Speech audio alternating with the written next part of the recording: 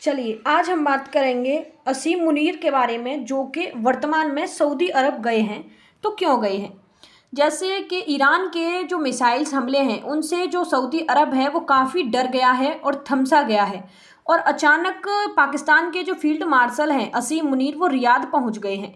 क्या अब पाकिस्तान की परमाणु ताकत और सऊदी अरब की तेल दौलत मिलकर इस्लामिक नाटो बनाएंगे या नहीं? एक हमला सभी पर जो हमला हो सकता है, जैसे कि ईरान पर पाक तुर्की का हमला सिर्फ अफवाह नहीं बल्कि हकीकत बन सकता है। क्या दुनिया की नज़रें पाकिस्तान पर, क्या जो मुनीर हैं वो अब भाई सऊदी के लिए युद्ध में कूद पड़ेंगे या नहीं? तो खबर देखें तो इस्लामिक नाटो की तैयारियां चल रही हैं। अचानक सऊदी पहुंचे असीम मुनीर ईरान पर हमला करेंगे और पाक पर भी। ईरान जो है पाक पर और ईरान पर ये जो है वो हमला करने की जो सोच रहे हैं। जैसे पाक सीमा जो प्रमुख हैं असीम मुनीर ने सऊदी रक्षा मंत्री से मुलाकात की है और उनसे कुछ समझौते वगैरह भी किए हैं। जैसे कि अगर हम बात करें ये क्यों गए हैं और वहाँ जाकर इन्होंने क्या किया है, तो फील्ड मार्शल असीम मुनीर जो हैं वो सऊदी अरब का उनका दौरा कैसा रहा है और वहाँ पर उन्होंने क्या मुलाकात की है, क्या बातें की हैं। तो उनकी जो मुलाकात है उसकी बात करें तो पाकिस्तान के chief of army staff, chief of defence marshal forces field marshal Syed Asim Munir ने रियाद में सऊदी जो रक्षा मंत्री हैं प्रिंस जो खालिद बिन सलमान से मुलाकात की है। चर्चा उनका जो फोकस है वो किस पर रहा है, तो दोनों ने ईरानी हमलों की गंभीरता पर बात की है और सऊदी अरब पर हुए ड्रोन मिसाइल हमलों को रोकने के लिए संयुक्त उपायों पर जोर दिया है। यह जो सब है वो सऊदी पाकिस्तान जो स्ट्रेटेजिक म्यूचुअल जो डिफेंस एग्रीमेंट है SMDA के फ्रेमवर्क में हुआ है। समझौते का महत्व क्या है, तो यह जो समझौता है वो सितंबर 2025 में साइन हुआ था, जिसमें कहा गया था कि किसी एक देश पर हमला दूसरे पर हमला माना जाएगा, नाटो जैसा। अब यह पहली बार रियल टाइम में टेस्ट हो रहा है। बयान की बात करें तो सऊदी पक्ष ने कहा कि ऐसे हमले क्षेत्रीय सुरक्षा और स्थिरता को नुकसान पहुंचाते हैं और ईरान को मैस्कुलेशन से बचना चाहिए ताकि जो समझदारी है वो दिखानी चाहिए। पाकिस्तान SIPR के जरिए ने भी यही बात दोहराई है कि अनावश्यक आक्रमण शांति की कोशिशों को बर्बाद करते हैं। पृष्ठभूमि की बात करें तो यह दौरा जो है वो ईरान अमेरिका इजराइल संघर्ष के बीच हुआ है, जहां ईरान ने सऊदी UAE बहरीन आदि पर जो जवाबी हमले किए हैं। पाकिस्तान सऊदी का मजबूती सहयोगी है, आर्थिक मदद भी देता है और सैन्य ट्रेनिंग भी देता है, लेकिन ईरान से भी संबंध खराब नहीं करना चाहता। यह जो दौरा है वो पाकिस्तान सऊदी रक्षा साझेदारी को मजबूत करने वहीं ईरान को चेतावनी देने का संकेत देता है, लेकिन पाकिस्तान अभी सीधे युद्ध में शामिल होने के बजाय डिफेंस और डेटरेंस पर फोकस कर रहा है। अब बात करें जो पाकिस्तान सऊदी अरब जो रणनीतिक आपसी जो रक्षा समझौता है वो क्या है, तो अगर इसके हस्ताक्षरकर्ता की बात करें तो सऊदी क्राउन प्रिंस और प्रधानमंत्री मोहम्मद बिन सलमान तथा पाकिस्तान के प्रधानमंत्री शहबाज शरीफ ने उल यमामा पैलेस में इस पर जो दस्तखत यानी कि सिग्नेचर्स किए थे। इसका मुख्य प्रावधान क्या था, तो समझौते का सबसे महत्वपूर्ण क्लोज यह है कि किसी एक देश का आक्रमण को दूसरे देश पर आक्रमण माना जाएगा। Any aggression against another country shall be considered an aggression against both, यानी कि दोनों पर समझा जाएगा। यह नाटो के आर्टिकल 5 जैसा सामूहिक रक्षा यानी कि कलेक्टिव डिफेंस का सिद्धांत है। इसके अगर उद्देश्य की बात करें तो संयुक्त निरोध यानी कि जॉइंट डेटरेंस को मजबूत करना, रक्षा सहयोग बढ़ाना जैसे कि संयुक्त सैन्य अभ्यास, ट्रेनिंग, खुफिया जानकारी साझा करना, वहीं सैन्य तकनीकी और विशेषज्ञता का आदान प्रदान भी करना, क्षेत्रीय और वैश्विक शांति व सुरक्षा को भी बढ़ावा देना। पृष्ठभूमि की बात करें तो दोनों देशों के बीच दशकों पुरानी 1960 से मजबूती जो है सैन्य और आर्थिक संबंध रहा है, यानी कि 1960 से इनके जो मजबूत सैन्य और आर्थिक संबंध रहे हैं। पाकिस्तान ने सऊदी अरब को सैन्य ट्रेनिंग सैनिक भेजे हैं, जबकि सऊदी ने पाकिस्तान को आर्थिक मदद जैसे कि ऋण, निवेश वहीं तेल दिए हैं। यह समझौता इन अनौपचारिक संबंधों को औपचारिक और बाध्यकारी बनाता है। संदर्भ और समय की बात करें तो समझौता क्षेत्रीय तनावों जैसे कि ईरान के मिसाइल हमले, इजराइल के हमले जैसे कतर पर सितंबर 2025 में हूती विद्रोह आदि के बीच हुआ है। सऊदी अरब अमेरिकी सुरक्षा गारंटी पर कम भरोसा कर रहा है, इसलिए पाकिस्तान परमाणु शक्ति वाला मुस्लिम देश से साझेदारी मजबूती की है। अब बात करें इस्लामिक नाटो की अवधारणा के बारे में, तो मुख्य इसकी जो आधार है और जो विकास है वो कैसे हो रहा है। तो पाकिस्तान और सऊदी रक्षा समझौता SMDA सितंबर 2025 में हुआ था। यह समझौता इसका सबसे मजबूत आधार माना जाता है। इसमें स्पष्ट लिखा है कि किसी एक देश पर आक्रमण दूसरे देश पर भी माना जाएगा। पाकिस्तान की परमाणु क्षमता प्लस सऊदी की आर्थिक ताकत को मिलाकर इसे इस्लामिक नाटो का शुरुआती कदम कहा गया है। इसकी तुर्की की अगर इसमें भूमिका की बात करें तो जनवरी 2025 की कुछ रिपोर्ट्स में आई है कि तुर्की इस समझौते में शामिल होने की बातचीत में है। तुर्की की ड्रोन तकनीक, सैन्य अनुभव, इससे तीनों देशों के सऊदी प्लस पाक प्लस तुर्की का गठबंधन इस्लामिक नाटो जैसा लगने लगा। सऊदी का पैसा, पाकिस्तान की न्यूक्लियर ताकत, वहीं तुर्की की आधुनिक हथियार जो है वो इस्लामिक नाटो की अवधारणा बना रहे हैं। असीम मुनीर की योगदान की इसमें बात करें तो Pakistan army chief field marshal Asim Munir ने इस विचार को मजबूती से बढ़ावा दिया है। वहीं उन्होंने इसे मुस्लिम देशों के लिए निरोधक ताकत बताया और सऊदी दौरे ने इस पर काफ़ी जोर दिया है। कुछ रिपोर्ट्स में इसे उनकी इस्लामिक नाटो बनाने की महत्वाकांक्षा कहा गया है। कुछ वास्तविकता और कुछ हाइप की बात करें तो जैसे कि कुछ मीडियाज, खासकर पाकिस्तानी और कुछ भारतीय अंतर्राष्ट्रीय में इसे इस्लामिक नाटो कहकर सनसनी फैलाई गई। परमाणु छत्र मुस्लिम ब्लॉक बनने की बातें कही गई हैं। परमाणु छत्र हम आगे समझेंगे। हकीकत की बात करें तो फरवरी 2026 तक तुर्की ने स्पष्ट इनकार कर दिया नाटो सदस्य होने अमेरिका इजराइल संबंध, वही ट्रंप के दबाव के कारण। भारत के लिए इस पर अगर प्रभाव की बात करें तो पाकिस्तान को अतिरिक्त बैकअप मिल सकता है, लेकिन सऊदी के साथ भारत के अच्छे संबंध बने हुए हैं, इसलिए ज़्यादा बड़ा खतरा नहीं है। अब बात करें ईरान पर हमले की अटकलें, वहीं क्षेत्रीय जो तनाव है उसके बारे में, तो ईरान के कुछ जवाबी हमले हुए हैं। जैसे ईरान ने US इजराइल हमलों के बाद गल्फ देशों जैसे कि सऊदी अरब, कतर, UAE, बहरीन, कुवैत आदि पर हमले किए थे। सऊदी अरब पर रियाद में विस्फोट, प्रिंस सुल्तान एयरबेस, रास तनूर ऑयल रिफाइनरी, वहीं US एम्बेसी और कुछ अन्य जगहों पर मिसाइल ड्रोन हमले किए थे। सऊदी ने कई को इंटरसेप्ट किया, लेकिन नुकसान हुआ, जैसे कि तेल उत्पादन प्रभावित हुए हैं और कहीं पर आग भी लगी है। अन्य की बात करें तो कतर में लिक्विफाइड गैस प्लांट, UAE में एयरपोर्ट, वहीं कई US बेस पर हमले हुए हैं। इससे तेल की कीमतें आसमान छू रही हैं और स्ट्रेट ऑफ हार्मुज बंद होने की अफवाह भी चल रही हैं।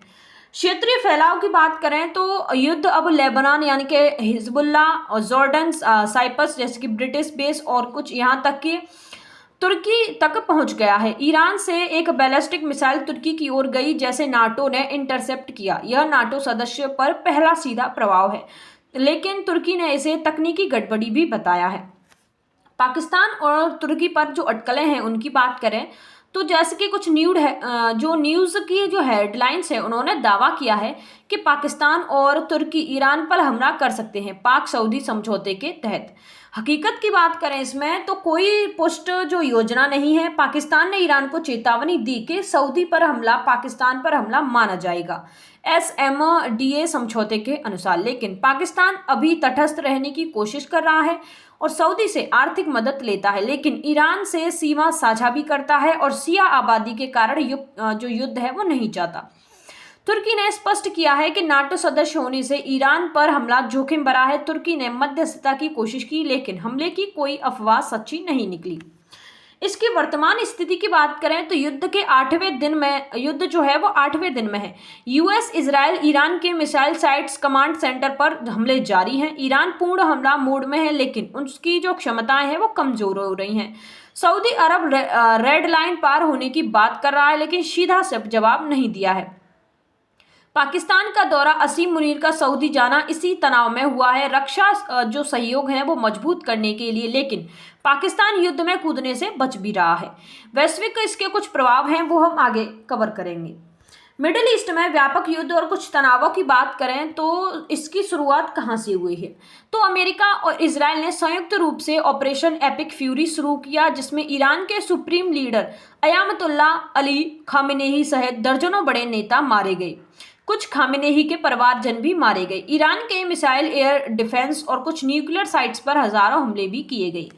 ईरान के जवाब की बात करें तो ईरान ने सैकड़ों बैलिस्टिक मिसाइल्स और कुछ हजारों ड्रोन जवाबी हमले किए। ये हमले अब सिर्फ इजराइल और यूएस बेस नहीं बल्कि पूरे गल्फ में फैल गई है। सऊदी अरब, जहां Prince Sultan airbase, Ras Tanura oil factories, refineries, US embassy और कुछ अन्य हमले भी हुए हैं। कतर में अन्य जैसे कि लेबनान, हिजबुल्लाह के साथ इजराइल पर हमले, जॉर्डन, ईरान, ओमान और यहां तक कि तुर्की की ओर एक नाटो मिसाइल इंटरसेप्ट की गई है। ट्रंप के इस पर अगर रुख की बात करें तो यूएस प्रेसिडेंट डोनाल्ड ट्रंप ने अनकंडीशनल जो सरेंडर मांगा है, कोई डील नहीं होगी जब तक कि ईरान सरेंडर न करे। यूएस ने 3000 प्लस टारगेट्स पर हमले किए, ईरान की एयरफोर्स और नेवी को काफ़ी नुकसान पहुंचाया और ग्राउंड ट्रूप्स भेजने की भी बात चल रही है। क्षेत्रीय प्रभाव की बात करें तो तेल की कीमतें आसमान छू रही हैं। जो स्ट्रेट ऑफ हार्मूज में शिपिंग लगभग रुक सी गई है। सैकड़ों मौतें, 500 प्लस ईरान में, इसराइल में 10 प्लस, गल्फ में दर्जनों जो मौतें हैं वो बताई गई हैं। लाखों लोग फंसे हुए हैं, एयर स्पेस बंद है। यूएस ने 14 देशों से अमेरिकी जो हैं उनको निकलने की सलाह भी दी है। ईरान के प्रेसिडेंट मसूद पेजेशिकियन ने पड़ोसी देशों पर हमले के लिए माफ़ी मांगी, लेकिन जो हमले हैं वो जारी हैं। पाकिस्तान की जो स्थिति है उसकी बात करें तो पाकिस्तान तटस्थ रहने की कोशिश कर रहा है, लेकिन सऊदी से मजबूत रक्षा समझौता है। फील्ड मार्शल असीम मुनीर ने 7 मार्च को सऊदी रक्षा मंत्री से मुलाकात की और पूर्ण समर्थन का आश्वासन दिया। पाकिस्तान ईरान को चेतावनी भी दे रहा है कि सऊदी पर हमला पाकिस्तान पर हमला माना जाएगा, लेकिन सीधे युद्ध में शामिल नहीं होना चाहता, क्योंकि ईरान से सीमा और सिया आबादी के कारण कुछ कारण बन रहे हैं। नाटो, इस्लामिक नाटो की अगर चर्चा की बात करें तो यह अभी मिथ है। तुर्की ने इसमें शामिल होने से इनकार कर दिया है और नाटो सदस्य होने के कारण, क्योंकि इसमें नाटो सदस्य होना बड़ा कारण है। पाक सऊदी समझौता द्विपक्षीय है, कोई व्यापक जो गठबंधन है वो नहीं बना है। अब इसमें जो असीम मुनीर हैं उनकी भूमिका की बात करें तो Pakistan Saudi strategic mutual defence agreement SMDA के केंद्रीय भूमिका, अगर उस एग्रीमेंट की केंद्रीय भूमिका की बात करें तो सितंबर 2025 में रियाद में समझौते के दौरान असीम मुनीर मौजूद थे PM शहबाज शरीफ के साथ। यह समझौता उनके नेतृत्व में मजबूत हुआ, इसमें किसी एक पर हमला, दोनों पर हमला प्रावधान का माना जाएगा। मार्च 2026 में ईरान के सऊदी पर हमलों के बाद अचानक रियाद गए और सऊदी जो रक्षा मंत्री हैं प्रिंस खालिद बिन सलमान से मुलाकात की। बैठक में ईरानी हमलों को रोकने के लिए उपायों पर चर्चा की और पाकिस्तान ने पूर्ण समर्थन का आश्वासन भी दिया। यह जो दौरा है वो SMDA को रियल टाइम में टेस्ट करने और सऊदी को चेतावनी देने का संकेत था। इस्लामिक नाटो की अवधारणा को बढ़ावे की बात करें तो असीम मुनीर ने मुस्लिम देशों के बीच सामूहिक रक्षा गठबंधन इस्लामिक नाटो बनाने की महत्वाकांक्षा दिखाई है। पाकिस्तान की परमाणु क्षमताओं को मुस्लिम दुनिया की रक्षा के लिए इस्तेमाल करने की बात की। इसे रिजेंटियल फोर्टलेस ऑफ द मुस्लिम वर्ल्ड कहा। सऊदी पाक समझौते का इसका आधार बनाया और तुर्की जैसे देशों को शामिल करने की कोशिश की, लेकिन तुर्की ने फरवरी 2026 में इनकार कर दिया नाटो सदस्य होने और अमेरिका के दबाव से, जिसे उनका सपना काफी हद तक टूट गया। मिडिल ईस्ट में तनाव की बात करें ईरान युद्ध की तो 2026 में ईरान युद्ध यूएस इजराइल वर्सेस ईरान में पाकिस्तान तटस्थ रहने की कोशिश कर रहा है, लेकिन असीम मुनीर सऊदी की तरफ झुके हुए हैं। ईरान को चेतावनी है कि सऊदी पर हमला पाकिस्तान पर हमला माना जाएगा, लेकिन पाकिस्तान सीधे युद्ध में नहीं कूद रहा, बल्कि ईरान से सीमा साझा करने और कुछ घरेलू सिया आबादी के कारण। तुर्की के अगर इनकार की बात करें तो मुख्य कारण और डिटेल्स क्या हैं, तो ईरान की जो घोषणा है, इनकार की घोषणा, तो जनवरी 2026 के अंत में AFP और कुछ अन्य मीडिया रिपोर्ट्स के अनुसार उन्होंने सऊदी सेना के करीबी सूत्र ने कहा कि तुर्की पाकिस्तान के साथ डिफेंस पैक्ट में शामिल नहीं होगा। यह पाकिस्तान के साथ द्विपक्षीय समझौता है और द्विपक्षीय ही रहेगा। एक गल्फ अधिकारी ने भी पुष्टि की कि तुर्की के साथ अलग समझौते हैं, लेकिन पाकिस्तान वाला द्विपक्षीय रहेगा। तुर्की की आधिकारिक स्थिति की बात करें तो तुर्की के सीनियर मिलिट्री और कुछ डिप्लोमेटिक सूत्रों ने CNN न्यूज़ 18 वगैरह ने अन्य को बताया कि तुर्की किसी मल्टीलेटरल यानी कि बहुपक्षीय डिफेंस पैक्ट में रुचि नहीं रखता। विदेश मंत्री हकान फिदान ने कहा कि वे कोई नया गुट नहीं बनाना चाहते। समझौते ज़्यादा समावेशी और कुछ क्षेत्रीय स्थिति पर फोकस होने चाहिए, न कि वर्चस्व वाले गठबंधन पर। अब बात करें तुर्की ने इनकार क्यों किया था, तो नाटो सदस्य होने के कारण। तुर्की 1952 यानी कि 1952 में नाटो का सदस्य बना। अमेरिका के बाद सबसे बड़ी सेना इसी की है। कोई नया गठबंधन नाटो के साथ टकराव पैदा कर सकता है, खासकर ट्रंप प्रशासन के समय जब अमेरिका नाटो पर दबाव डाल रहा है। अमेरिका इजराइल संबंधों की बात करें तो तुर्की को अमेरिका ने F-16 और F-35 जैसे हथियार मिलते हैं। पाकिस्तान सऊदी पैक्ट में शामिल होने से US इजराइल के साथ संबंध खराब हो सकते हैं। रणनीतिक हेजिंग की बात करें तो कुछ रिपोर्ट्स के अनुसार तुर्की अपॉर्चुनिस्टिक हेजिंग जो है वो करता है, वहीं सऊदी पाकिस्तान से फ़ायदा लेना चाहता है, लेकिन नाटो छोड़ने या टकराव का जोखिम नहीं लेना चाहता। चीन के अगर इस पर प्रभाव की बात करें तो कुछ रिपोर्ट्स के अनुसार कहा गया है कि तुर्की चीन के साथ करीबी संबंधों के कारण भी सावधान है। पाकिस्तान चीन का करीबी है, लेकिन तुर्की नाटो से रहकर बैलेंस बनाए रखना चाहता है। सऊदी के अगर रुख की बात करें तो सऊदी ने भी स्पष्ट किया है कि पैक्ट द्विपक्षीय रहेगा। तुर्कियों को शामिल करने की कोई योजना नहीं। सऊदी भारत और US इजराइल से अच्छे संबंध बनाए रखना चाहता है। परमाणु अगर छत्र की बात करें ये क्या है, तो परमाणु छत्र का मतलब है कि एक परमाणु हथियार वाला देश अपने सहयोगी, जैसे कि एक परमाणु वाला देश पाकिस्तान जो कि अपने सहयोगी सऊदी अरब को जो है हमले या बड़े पारंपरिक हमले से बचाने के लिए अपनी परमाणु ताकत का इस्तेमाल करने या धमकी देने का वादा कर रहा है। जैसे अमेरिका नाटो देशों को अपना परमाणु छत्र देता है, अगर किसी पर हमला होता है तो अमेरिका परमाणु जवाब दे सकता है। पाकिस्तान दुनिया का एकमात्र मुस्लिम देश है, मुस्लिम बहुल परमाणु शक्ति वाला देश है, इसलिए इस समझौते में इसलिए मुस्लिम दुनिया का परमाणु छत्र कहा जाने लगा है पाकिस्तान को। अब बात करें परमाणु छत्र की कुछ अफवाहों के बारे में, तो शुरुआत में पाकिस्तानी रक्षा मंत्री ने कहा था कि पाकिस्तान की क्षमताएं उपलब्ध होंगी, लेकिन बाद में स्पष्ट किया कि परमाणु छत्र नहीं है। सऊदी अधिकारियों ने इसे सभी सैन्य साधनों वाला व्यापक रक्षात्मक समझौता बताया, लेकिन कोई स्पष्ट परमाणु गारंटी नहीं है। कुछ विशेषज्ञ इसे मुख्य रूप से रणनीतिक निरोध और कुछ विविधीकरण US पर निर्भरता कम करने का हिस्सा मानते हैं, न कि सीधा परमाणु समझौता। अब बात करें SMDA में परमाणु छत्र की जो स्थिति है उसके बारे में, तो समझौते की अगर टेक्स्ट की बात करें तो समझौते में कहीं भी परमाणु हथियार का जिक्र नहीं है। मुख्य क्लोज है कि किसी एक देश पर हमला दूसरे पर हमला माना जाएगा। यह सामान्य रक्षा सहयोग, संयुक्त अभ्यास, खुफिया साझा ट्रेनिंग आदि पर फोकस करता है। पाकिस्तान की तरफ से बयान की बात करें तो रक्षा मंत्री ख्वाजा मोहम्मद आसिफ ने सितंबर 2025 में कुछ इंटरव्यूज में कहा था कि हमारी जो क्षमताएं हैं जैसे कि परमाणु सहित सऊदी अरब के लिए उपलब्ध होंगी, लेकिन बाद में उन्होंने सफाई दी कि परमाणु छत्र रडार पर नहीं है, यानी कि कोई स्पष्ट जो परमाणु गारंटी उन्होंने नहीं ली थी। सऊदी की तरफ से बात करें तो यह एक सीनियर अधिकारी ने कुछ रिपोर्ट्स में बताया कि यह व्यापक रक्षात्मक समझौता है जो सभी सैन्य साधनों को कवर करता है, लेकिन परमाणु का स्पष्ट जिक्र नहीं किया। सऊदी ने इसे सभी मिलिट्री मीन्स कहा जो अस्पष्ट है। इसमें असीम मुनीर की भूमिका की बात करें तो फील्ड मार्शल असीम मुनीर समझौते के समय मौजूद थे PM शहबाज शरीफ के साथ।